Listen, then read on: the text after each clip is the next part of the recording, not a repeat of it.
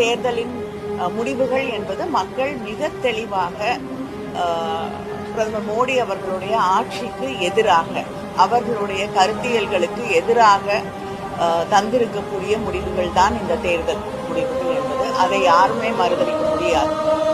பிரிவினைவாதம், மக்களை பிரித்தாளக்கூடிய மதத்தின் பேராலோ, ஜாதியின் பேராலோ, மொழியின் பேராலோ தேர்தல் நேரத்திலே ஒருவருக்கு ஒருவர் பகையை உருவாக்கக்கூடிய அளவிலே அவர்கள் செய்து கொண்டிருக்கக்கூடிய அரசியலுக்கு எதிரான ஒரு தெளிவான முடிவை மக்கள் தந்திருக்கிறார்கள்.